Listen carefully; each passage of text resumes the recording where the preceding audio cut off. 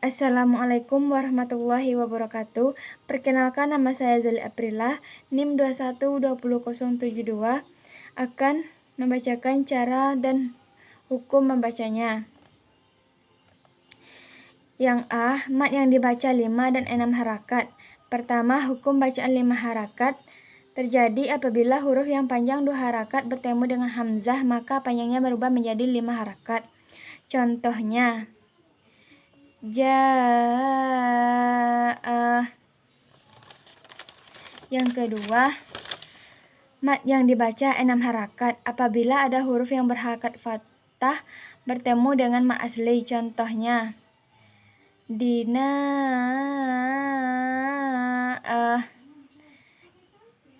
Yang B, tafkim dan tarki.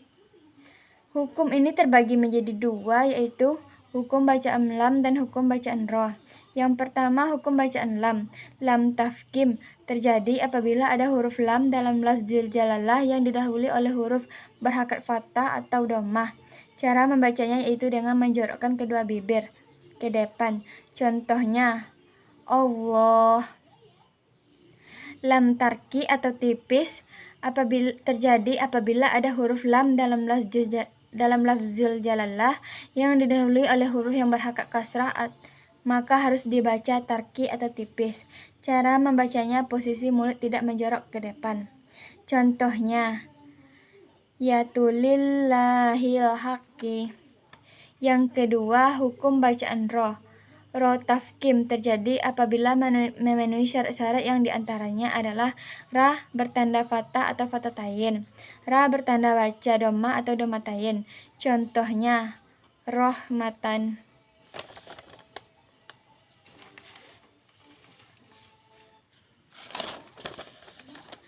Roh tarki dibaca tipis apabila memenuhi syarat-syarat yang diantaranya adalah ra berharakat kasrah dan kasratain. Jika ra diwakafkan dan huruf sebelumnya dikasrah. Contohnya, sudurin nas. Yang C, qala kubro dan sugro. Huruf qala ada 5, yaitu qa, toh, ba, jim, dal. Qala kubro adalah terjadi apabila salah satu dari 5 huruf qala berharakat sukun pada akhir kata dan dibaca mati atau sukun. Cara membacanya adalah dipantulkan dengan berat atau tebal. Contohnya, Allahus somad. Qala sugro terjadi apabila salah satu dari 5 huruf qala berharakat sukun dan bertempat di tengah-tengah kata.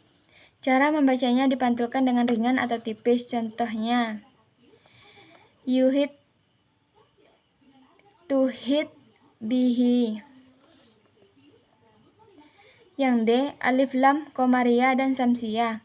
Alif lam qamariyah adalah hukum bacaan alif lam bertemu dengan 14 huruf hijaiyah, yaitu alif, ba, jin, ha, ho, ain, goin, pa, ko, kaf, mim, waw, goin, ha, hamzah, ya. Cara membacanya itu jelas. Contohnya, alhamdulillah. Yang kedua, alif lam samsiyah. Apabila ada alif lam bertemu dengan 14 huruf hijaiyah, yaitu nun, lam, zo, to, dot, sod, sin, sum, zai, ro, sai, dal, sa, ta. Cara membacanya alif lam samsiyah adalah dengan memasukkan atau mengigamkan alif lam atau lam sukun ke huruf samsiyah sehingga bacaan lam sukunnya hilang dan lebur ke dalam huruf samsiyah yang mengikutinya. Contohnya, as-sajaroh. Yang E, idgham mutamatsilain, mutajasinain, dan mutakasibain. Yang pertama, idgham mutamatsilain adalah meleburnya huruf sukun ke huruf berikutnya. Jika huruf sukun dan huruf berikutnya sama makhraj dan sifatnya. Cara membacanya, huruf sukun dilebur ke huruf berikutnya atau huruf berikutnya dibaca tasdid tanpa ditahan. Contohnya, halaka. Yang kedua, idgham mutajasinain. Yang kedua, idgham mutajanisain adalah meleburnya huruf sukun ke huruf berikutnya. Jika huruf sukun dan huruf berikutnya sama makrajnya, akan tetapi berbeda sifatnya. Contohnya yaitu dal bertemu dengan ta, abtum. Yang ketiga, idgham mutakaribain adalah meleburnya huruf sukun ke huruf berikutnya. Jika huruf sukun dan huruf berikutnya berdekatan makraj atau sifatnya. Contohnya, kaf sukun bertemu dengan ka. Lukum. Yang F, mad ibtidah. Ibtidah adalah memulai bacaan Al-Quran, baik memulai dari awal maupun meneruskan bacaan yang semula dihentikan. Contohnya, seorang membaca surat Al-Fatihah, ayat pertama dan kedua, lalu kemudian berhenti. Kemudian diteruskan dengan ayat ketiga, maka pada saat itulah yang disebut dengan ibtidah. Yang G, nun warsal, isman, saktah, taklil, dan imalah. Yang pertama, nun warsal adalah huruf nun kecil yang ditulis di bawah lafaz tertentu. Kegunaan nun warsal ialah untuk menyambung antara lafaz satu dengan lafaz lainnya. Nun warsal terjadi ketika tanwin bertemu dengan hamzah warsal, maka huruf nun itu harus dibaca harakat kasrah. Contohnya, khaironil wa. Yang kedua, isman adalah mencampurkan dhammah pada sukun dengan bibir monyong di tengah-tengah dengong. Contohnya, ta'umanna.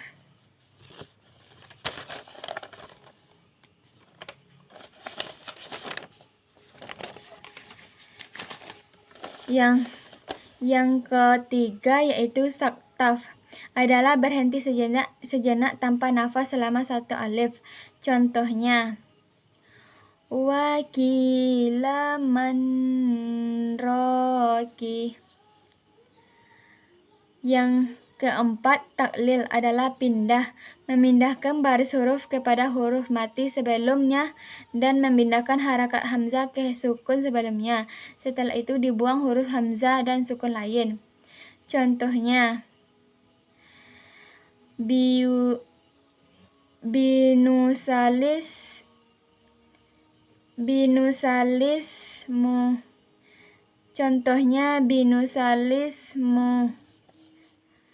Imalah adalah memiringkan bunyi fathah pada kasrah. Contohnya, majroha. Sekian yang dapat saya sampaikan. Jika ada salah dan janggal, mohon dimaafkan. Wabillahi taufiq wal hidayah. Wassalamualaikum warahmatullahi wabarakatuh.